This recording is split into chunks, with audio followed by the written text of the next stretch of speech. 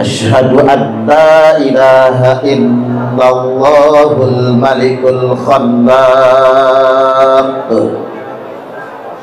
wa asyhadu anna Muhammadan Rasulullah al-mab'utu li tatsmimi makarimal akhlaq. Allahumma shalli wa sallim ala sayyidina Muhammadin wa ala alihi wa sahbihi wa man tabi'ahum bi ihsanin ila yaumit taraq. Amma ba'du. Yang terhormat Dewan Pengurus Yayasan YP Unila, Bapak Dr. Rizal Perdana MPD,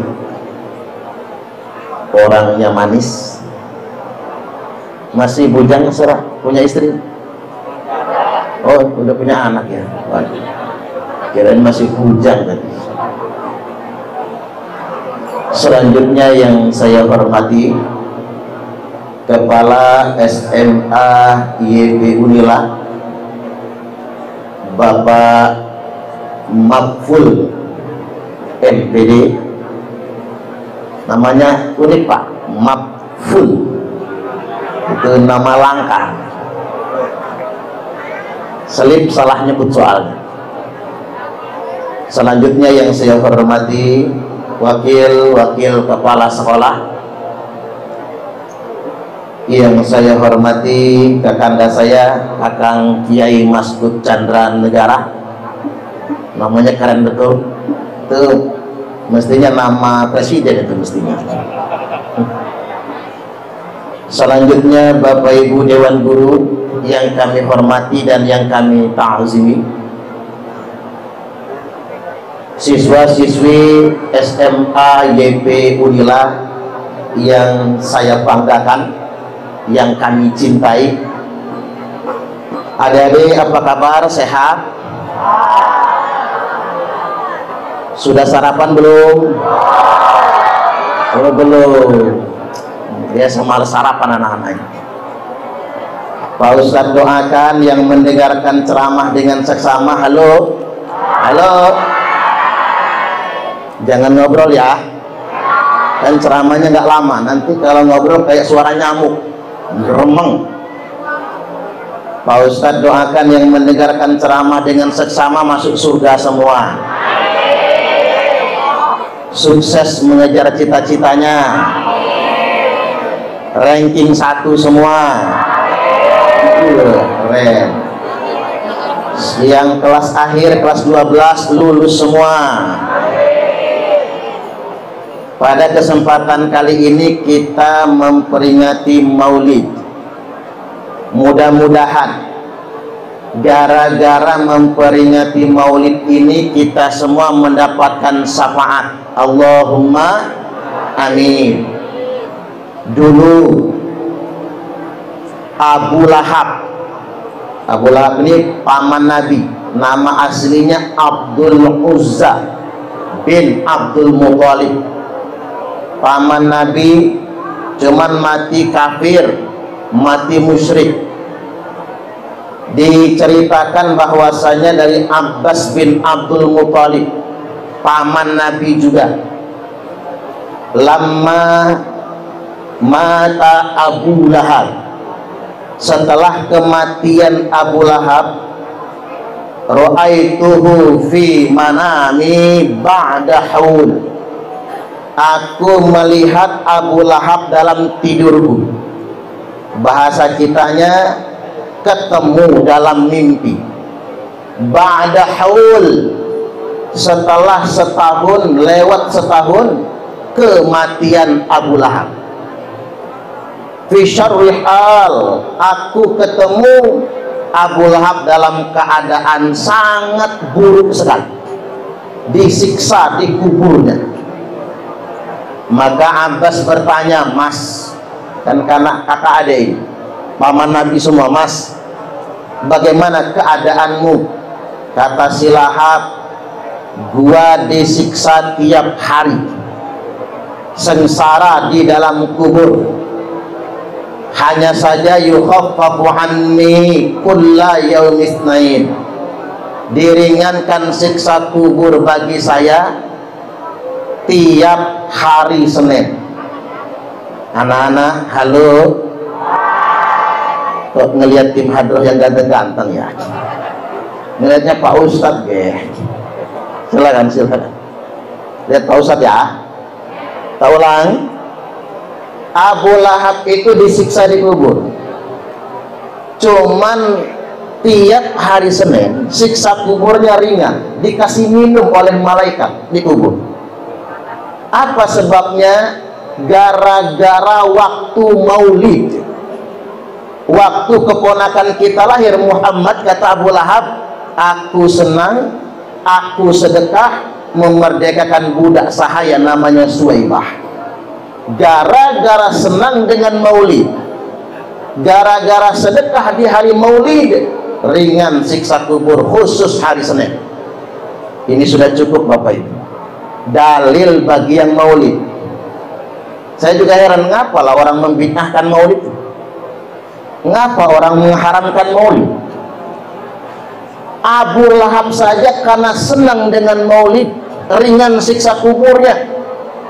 Nah kita ini kan bukan Abu Lahab, bukan Abu Jahal, tapi Abu Gosok ya. Artinya ini hadis sahih, Sahih Bukhari, disahihkan oleh Amirul Mukminin fil hadis, Amirul Mukminin dalam bidang hadis, Imam Bukhari. Kemudian dinukil oleh Al-Imam Al-Hafiz Ibnu Hajar Al-Asqalani dalam kitab Fathul Bari, Sarah Sahih Bukhari, oleh Imam Al-Hafiz Ibnu Katsir dalam kitab Sirah Nabawiyah, oleh Imam Al-Baihaqi dalam kitab Dalail. Makanya tidak ada alasan membid'ahkan maulid itu. Dalilnya sahih, nasnya bagus.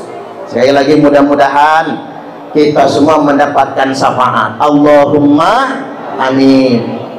Karena sesuai dengan tema kita, menyongsong generasi muda yang religius dan berakhlak mulia. Anak-anak, adik-adik, tahun 2045, ini 2023 ya, nggak lama lagi kan, 21 tahun lebih lagi ya. Tahun 2045 nanti adalah tahun generasi emas Indonesia. Proyeksi Presiden Jokowi, tahun 2045 Indonesia akan sejajar dengan semua negara maju di dunia internasional. Kemudian, dan Indonesia memang sudah on the right track, sudah berjalan sesuai dengan track sesungguhnya untuk mencapai kemajuan itu. Bahkan boleh jadi lebih cepat dari itu semua. Cuman begini, tahun 2045 itu Pak Maftul udah kakek-kakek banget kayaknya ya. Kalau panjang umur udah kakek-kakek banget, manggilnya Eyang Maftul gitu. Pak Ustadz juga mungkin sudah tua, 2045, sekarang 41 tambah 22 tahun berarti 63, usia Nabi. Cuman Pak Ustadz pesan, di 2045 mungkin Anda ada yang jadi menteri, Allahumma amin. Ada yang jadi kepala sekolah YP Unila, Allahumma amin. Ada yang jadi presiden. Kalau ada alumni YP Unila yang jadi presiden yang sekarang ada di sini, jangan lupa Pak Ustadz jadiin menteri agama, Pak Masud menjadi ketua One Team Press. Masa depan Indonesia ada di tangan Anda, maka Anda tidak boleh rusak-rusakan.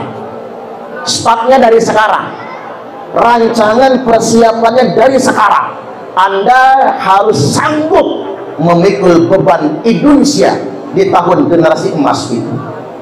Nah, Allah Subhanahu wa ta'ala telah mengingatkan, warning untuk kita semua. Fa khalafa min ba'dihim khalqun adha'u sholata wattaba'u syahawat. Hati-hati. Rancangan yang luar biasa, masa depan yang kita dambakan akan hancur ketika akan datang generasi pengganti yang jelek. Nah, ini yang gak enak. Fa khalafa min ba'dihim khalqun, datang generasi pengganti yang jelek. Apa ciri generasi pengganti yang jelek? Satu, adha'us shalah, suka menyia-nyiakan sholat.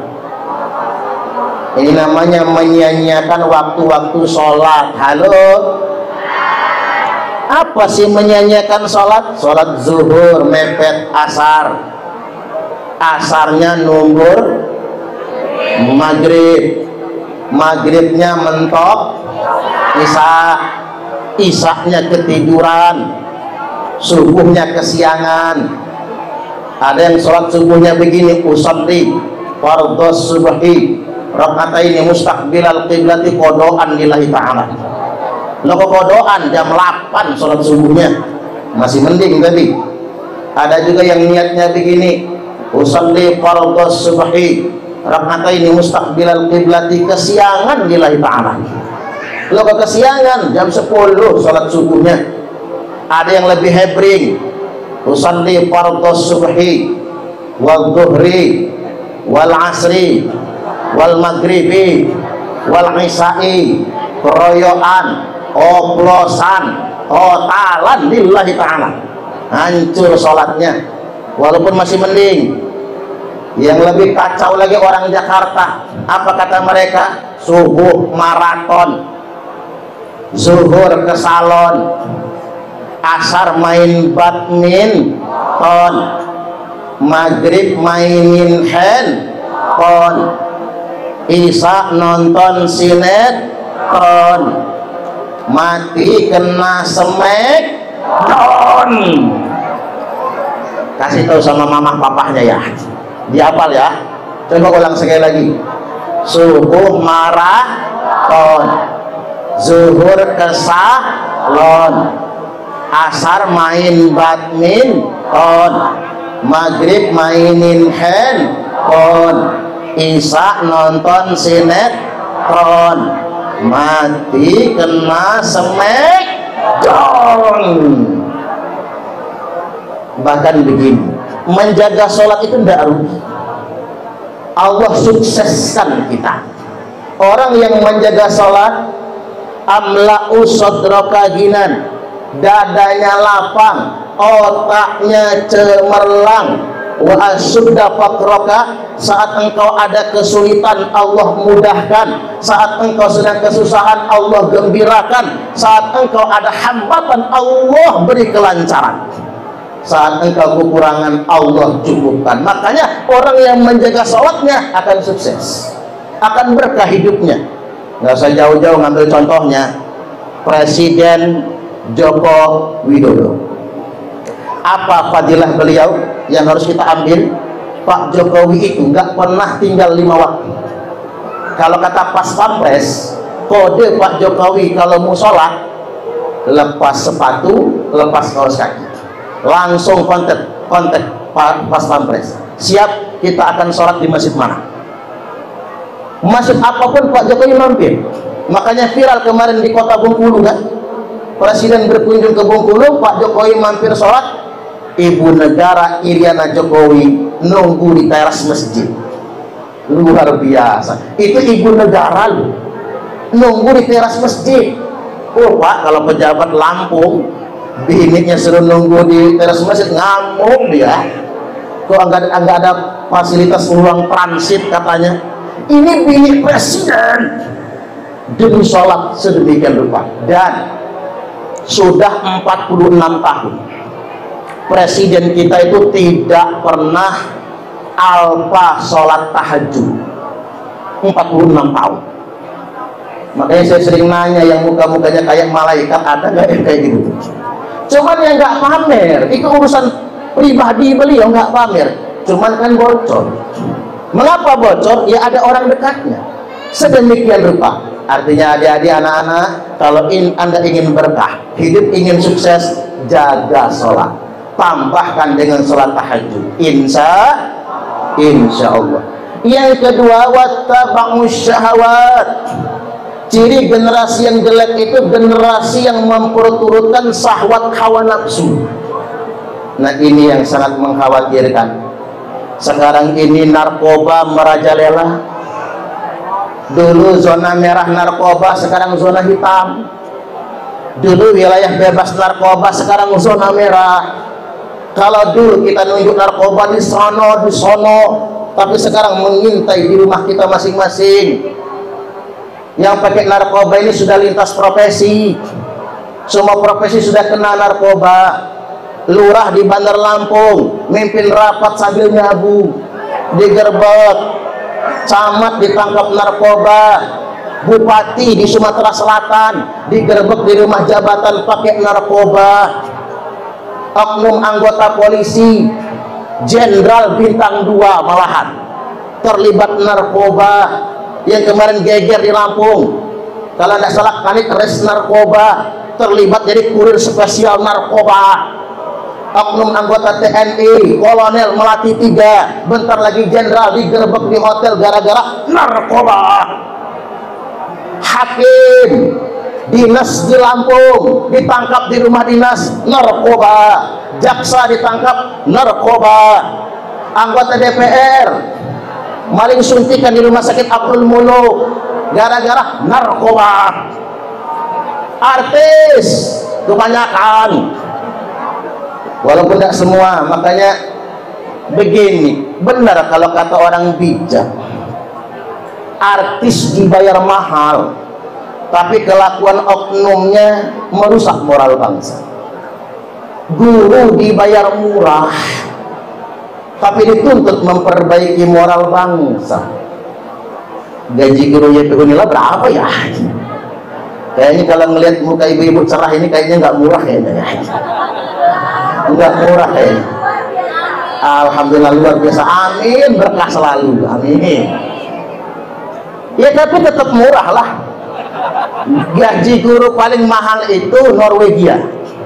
Gaji guru di Norwegia hampir 400 juta sebulan. Makanya saya doakan gaji guru YPU Unila 400 juta sebulan, amin. Ini halaman gak muat parkir gurunya. Ikut Norwegia. Di Norwegia itu belajar mulai jam 8 sampai jam 12 siang. Jadi gurunya cuma ngajar 4 jam di Norwegia. Habis zuhur itu kelas khusus. Ada yang pengennya otomotif, ada yang pengennya atletik, ada yang pengennya sepak bola dan lain sebagainya. Kalau Indonesia itu pesantren lah, itu di sana gaji mahal. Indonesia ini masih gaji guru terendah, apalagi guru PAUD. Guru PAUD itu gajinya 100.000 sebulan, buat pulsa aja nggak cukup. Guru dibayar murah tapi dituntut memperbaiki moral bangsa, sedangkan artis dibayar mahal. Coba kita berhitung. Lesti Kejora, istrinya Rizky Bilar, singkatannya Leslar, nyanyi satu lagu 50 juta. Siti Badriah cuman nyanyi lagu, emang lagi santai, saya aja bisa satu lagu 50 juta nyanyi nggak nyampe 5 menit. Ayu Ting Tong nyanyi satu lagu 50 juta nyanyi nggak nyampe 5 menit. Artis Indonesia termahal itu Agnes Monica, Agnes Mo, nyanyi satu lagu 200 juta. Saya aja nggak hafal apa lagunya ya. 200 juta satu lagu nyanyi nggak nyampe 5 menit. Nah saya ceramah bengak-bengok kayak gini nggak segitunya Pak, tapi ya ikhlas ya. Ini balik lagi, artis dibayar mahal tapi kelakuan oknumnya nggak bisa jadi contoh, terpengaruh narkoba dan lain sebagainya. Dan yang pakai narkoba ini sudah lintas generasi.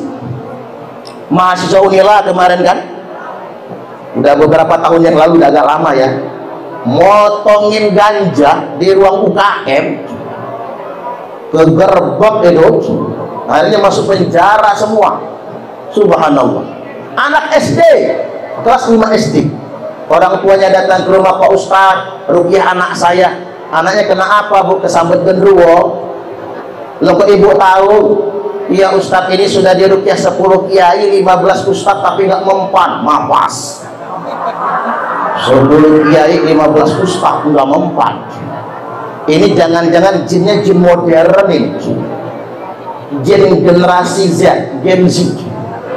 Oh, jin juga ada, jin milenial ada, jin Gen Z ada. Kalau jin milenial, jin Gen Z itu begini, dibacakan Al-Fatihah nggak mempan, dibacakan ayatul kursi jinnya malah hafal, dibacakan surah Al-Jin jinnya nantang. Kata jinnya, gua nggak takut sama ustaz, gua takutnya sama tukang permak lepis, karena ada tulisannya permak jin segala jenis. Iya juga ya. Begitu Pak Ustadz ruqyah ini anak kelas 5 SD ini, ternyata memang nggak ada jinnya, memang nggak ada genderuwo kuntilanaknya. Lo kata emaknya, anak saya kena apa Pak Ustadz? Ya nggak tahu kata saya. Yuk kita bawa ke rumah sakit jiwa kurungan nyawa ini, bawa ke sono, ditangani SPKJ, habis itu dirujuk ke spesialis saraf.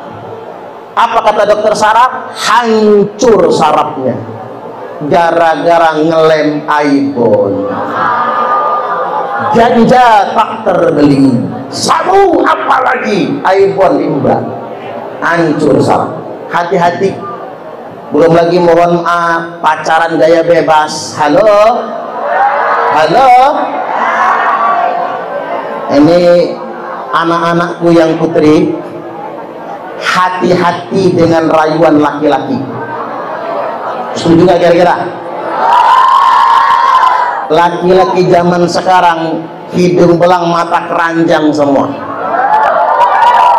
kecuali Pak Ustadz sama Pak Maskur. Enggak, malah enggak, sama bapak-bapak. Hati-hati. Laki zaman sekarang habis manis sepah dibuang, ngenes sakit di hati kalau Anda sudah diabaikan.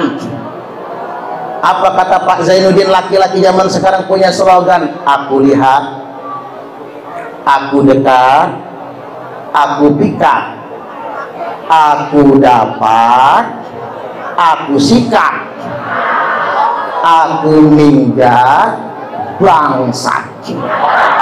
Awas yang laki-laki. Nih Pak Ustadz mau kasih tahu buat cowok-cowok nih, ingat laki-laki. Halo, wanita diciptakan untuk dicintai.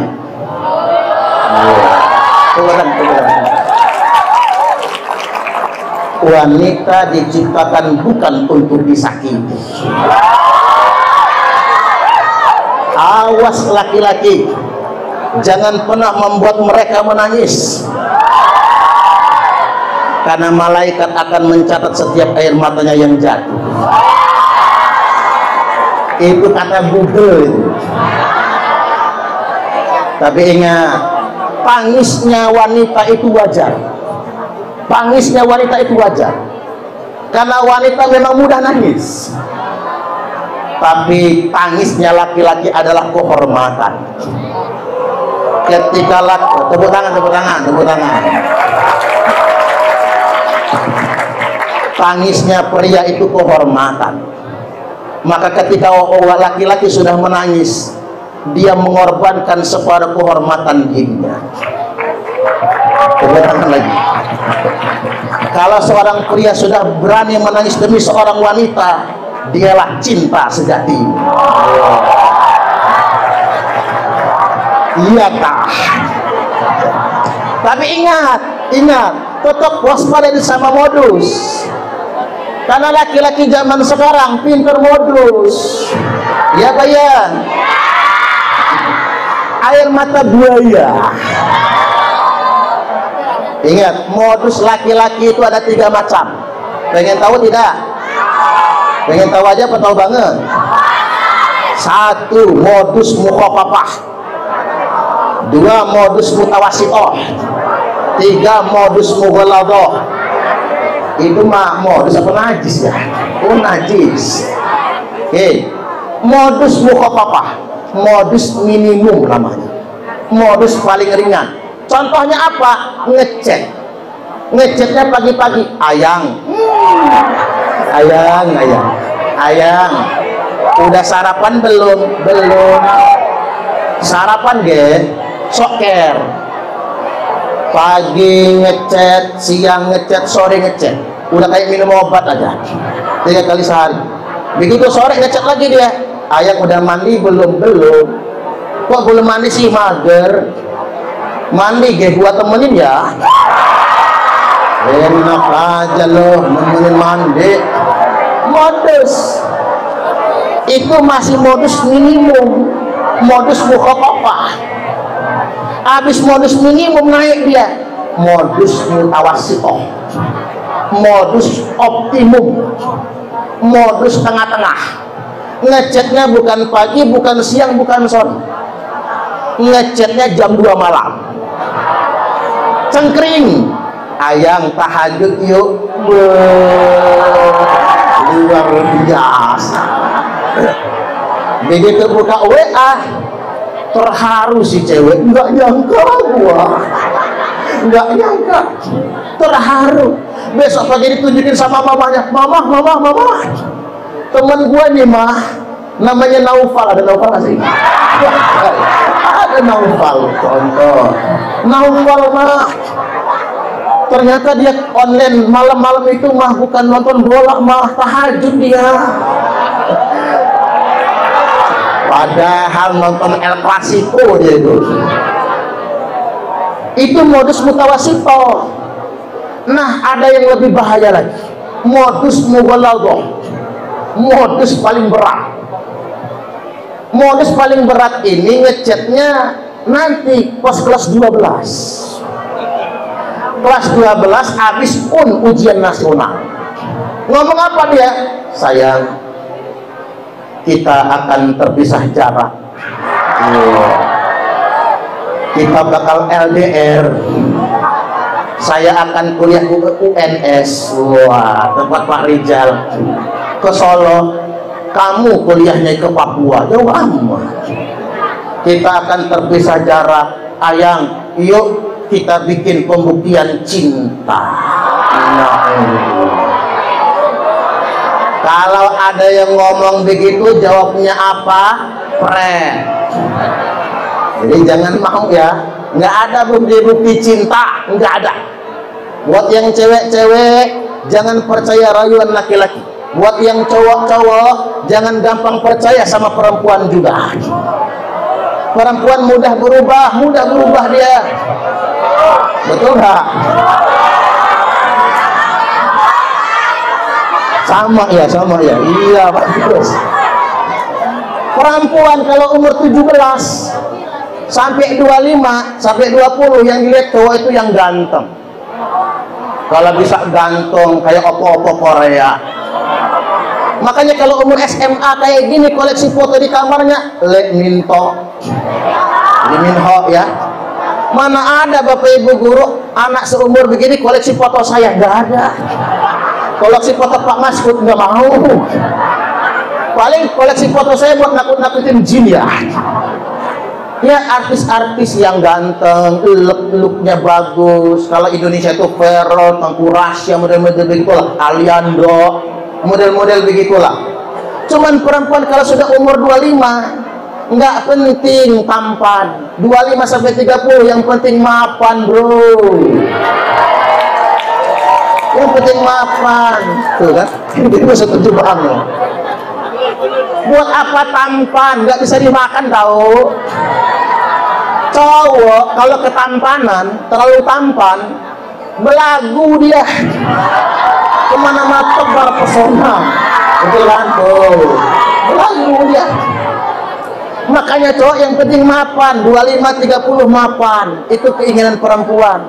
walaupun palanya peyang, mukanya bopeng. Yang penting ATM-nya banyak, mobil bankingnya aktif, dompetnya tebal. Ya enggak kelihatan bopeng sama peyangnya itu. Tapi perempuan berubah lagi, umur 30 ke 40, yang dilihat 40 ke atas lah ya, yang dilihat dari suaminya, suami yang punya jabatan, kalau bisa habis mapan punya jabatan, minimal ketua dewan pengurus YPU lah, minimal, kan keren, jabatan. Nggak kaitan jadi ketua RT kan, ketua RT itu pejabat. Coba kalau ada acara di lingkungan yang papahnya ketua RT kan, yang kami hormati kata MC bapak ketua RT, kata anaknya papa gua, itu prestisnya ada.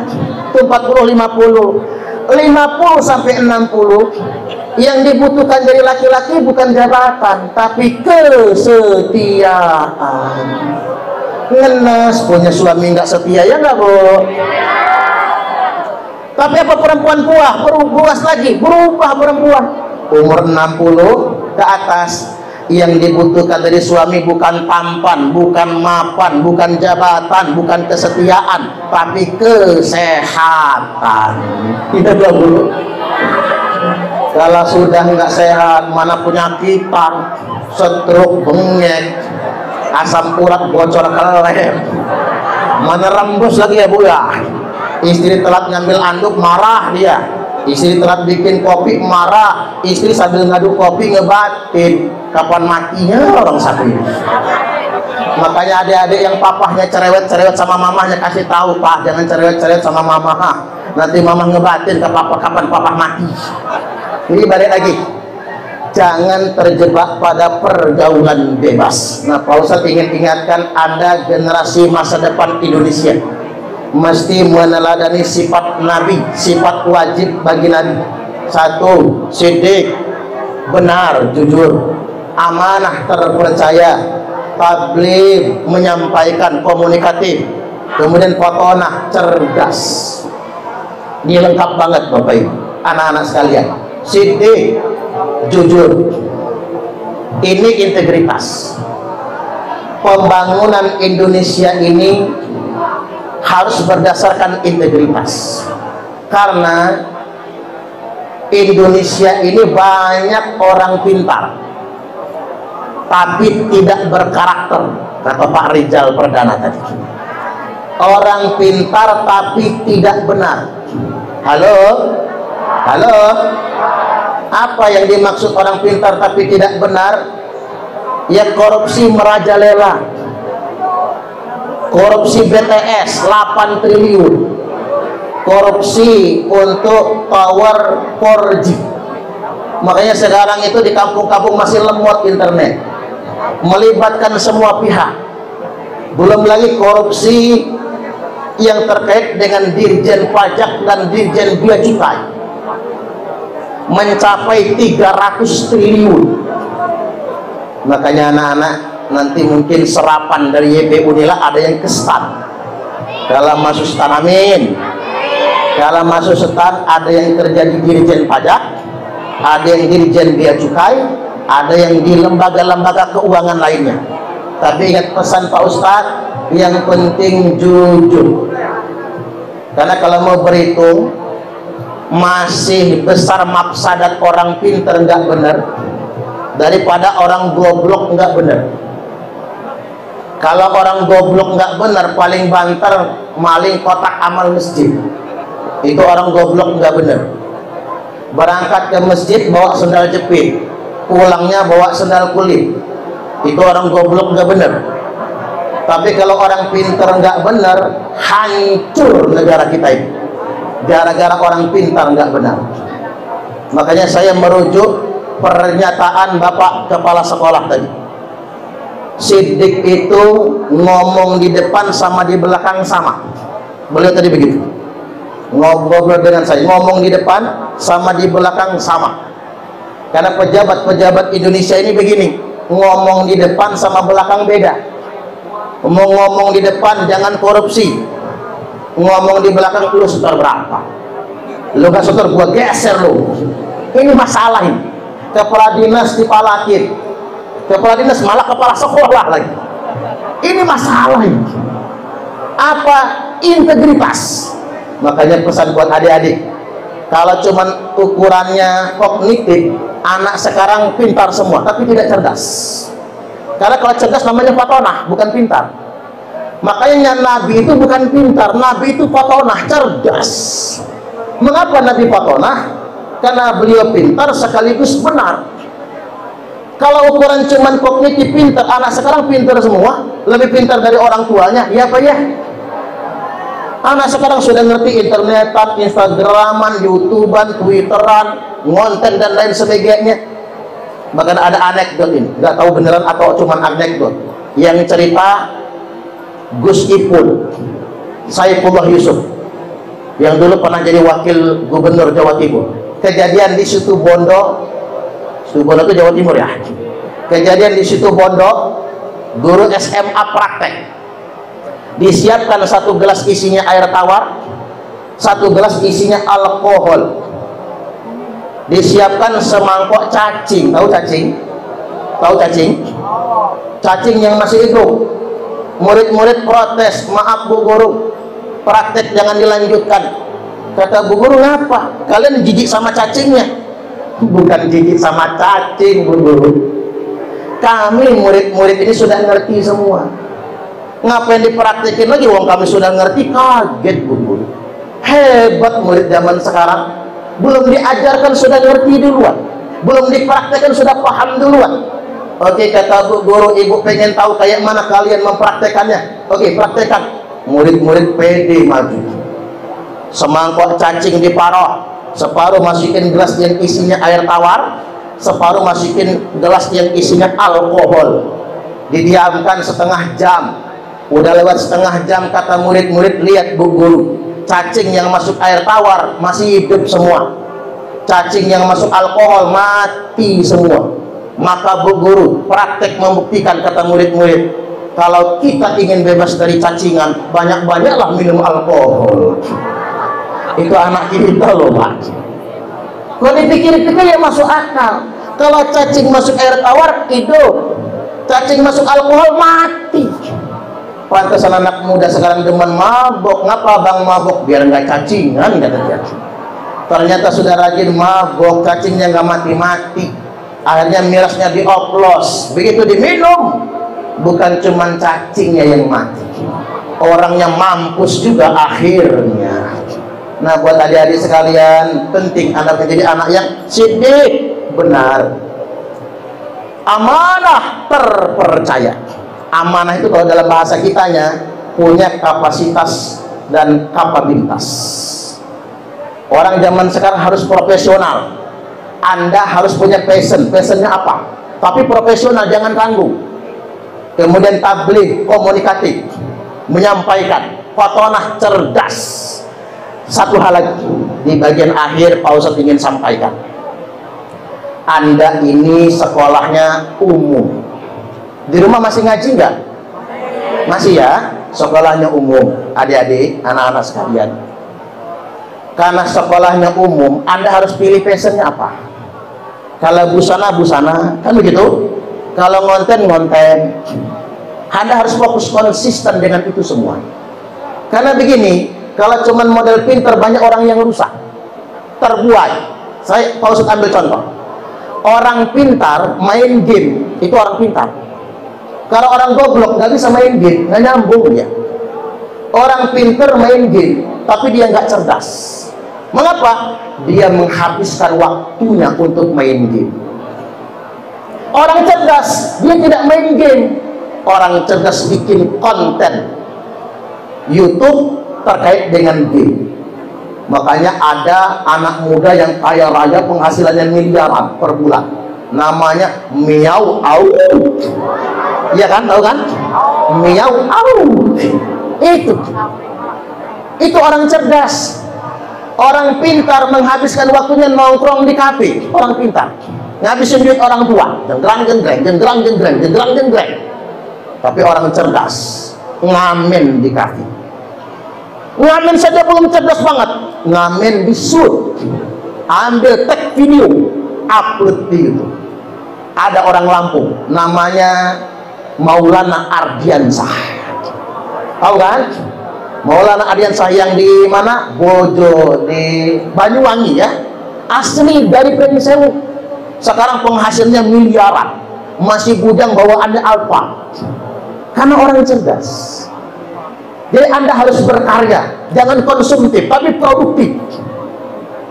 Pak Ustadz ini cuma ceramah begini nih, dari 2016, 17, 18, 19, 20, 21, 22, 23, 8 tahun Pak Ustadz rekam pakai HP.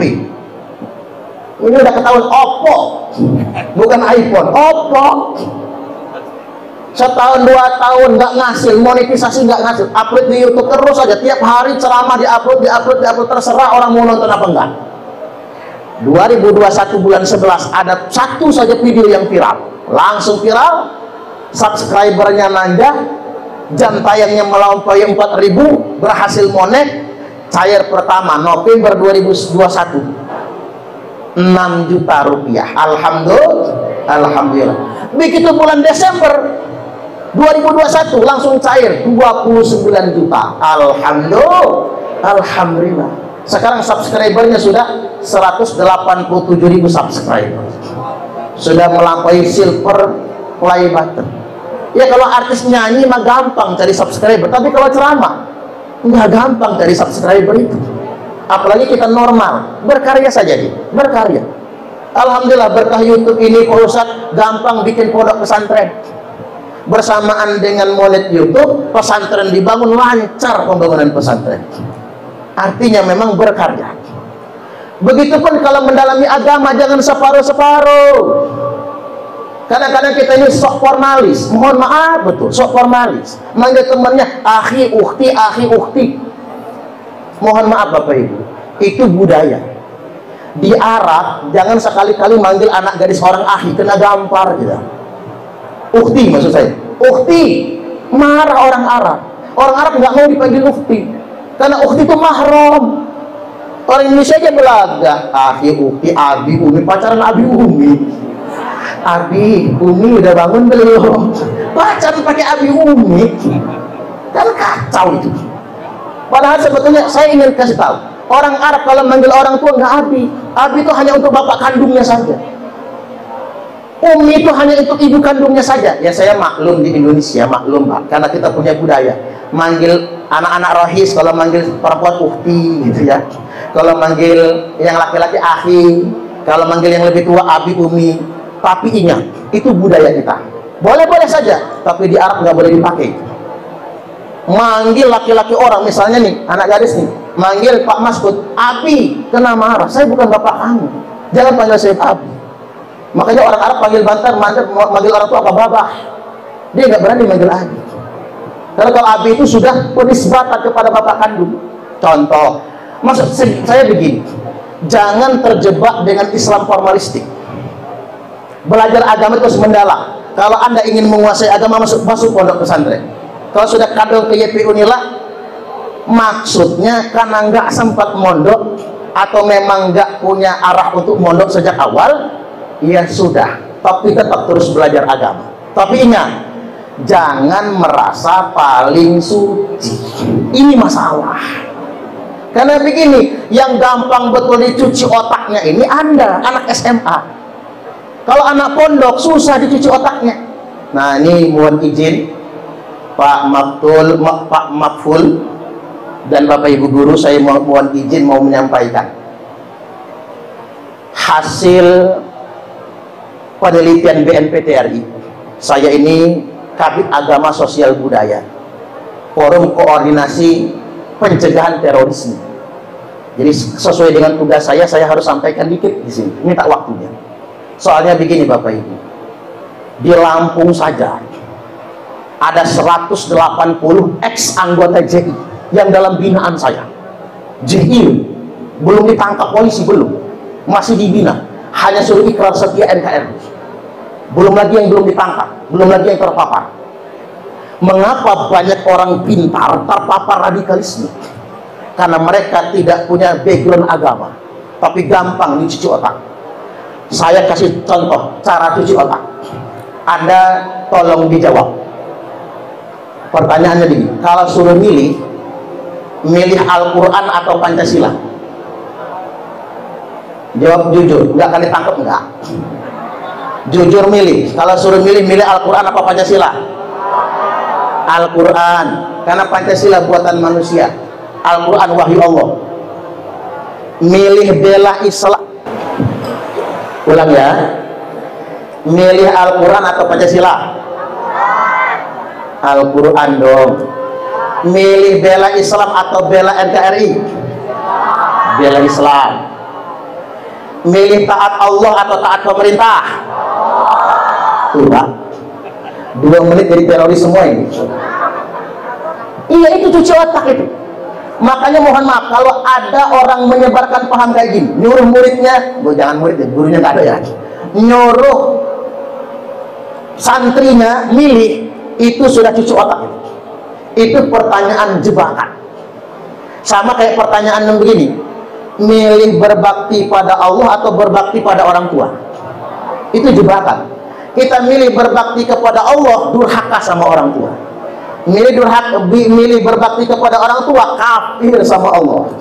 Sama kayak ibu-ibu ditanya, milih taat Allah atau taat suami? Kalau milihnya taat Allah, dicerai sama lakinya. Milih taat suami, kafir sama Allah. Sama. Milih taat Allah atau taat pemerintah? Jangan dipilih. Jawaban yang benar, mentaati pemerintah, perintah Allah. Milih berbakti kepada Allah atau berbakti kepada orang tua? Jawaban yang benar, berbakti kepada orang tua itu perintah Allah. Ridho Allah fi ridhal walidain. Ridhonya Allah ada pada ridho kedua orang tua. Milih bela Islam atau bela NKRI? Jawaban yang benar, membela negara merupakan ajaran Islam. Makanya ada tagline, hubbul waton minal iman. Milih Pancasila atau Al-Quran? Jangan pernah dipilih. Jawaban yang benar begini, Pak Ustadz ajarin, tolong diingat ya, kalau ada yang ngajak-ngajak begitu. Karena NII itu banyak di Bandar Lampung ini. Mereka nyusup ke pelajar-pelajar dan mahasiswa. Cara ngejawabnya begini, milih Pancasila atau Al-Quran? Jawabannya, Pancasila bukan agama. Pancasila tidak untuk menggantikan agama, namun Pancasila sesuai dengan ajaran agama. Itu jawabnya. Tak ulang ya, Pancasila bukan agama. Pancasila tidak untuk menggantikan agama, namun Pancasila sesuai dengan ajaran agama. Mengapa? Dulu Nabi hijrah dari Mekah ke Madinah, bikin negara. Negara yang didirikan Nabi bukan negara Islam. Jadi kalau ada orang Hizbut Tahrir, orang Khilafatul Muslimin, orang NII, Jamaah Islamiyah ngajak kita mendirikan negara Islam, jawab, Nabi tidak pernah mendirikan negara berlabel agama. Negara yang didirikan Nabi negara kesepakatan, Madinah. Dicontoh oleh pendiri negara kita, Negara Kesatuan Republik Indonesia. Dan dasar negara Nabi bukan Al-Quran. Saya dengar-dengar mereka itu yang pengen mendirikan negara Islam, negara ini negara Togut, karena dasarnya bukan Al-Quran. Kasih tahu, Nabi tidak pernah mendirikan negara dengan dasar Al-Quran. Konstitusi negara Nabi Piagam Madinah, Sahifatul Madinah, Al-Madinatu Masyudiyah, bukan Al-Quran. Ini dicontoh oleh pendiri bangsa kita, ideologi kita Pancasila, konstitusi kita Undang-Undang Dasar 1945. Sila pertama, ketuhanan yang Maha Esa, Qul huwallahu ahad. Sila kedua, kemanusiaan yang adil dan beradab, innallaha ya'muru bil adli wal ihsan, Al-Quran. Sila ketiga, persatuan Indonesia, wa'tasimu bihablillahi jami'an wa la tafarraqu, Al-Quran. Sila keempat, kerakyatan yang dipimpin oleh hikmat, kebijaksanaan dalam permusyawaratan perwakilan, wa amruhum syura bainahum, Al-Quran. Sila kelima, keadilan sosial bagi seluruh rakyat Indonesia, i'dilu huwa aqrabu littaqwa, Al-Quran. Jadi hati-hati. Halo, kesimpulannya buat adik-adik sekalian, menjadi soleh itu wajib. Tapi ingat pesan Pak Ustadz satu aja, terus belajar agama, di samping kesibukan Anda sekolah, mengejar cita-cita, tapi ingat, jangan pernah disusupi oleh paham yang merasa paling benar. Dikit-dikit ngomong kafir, dikit-dikit ngomong bid'ah.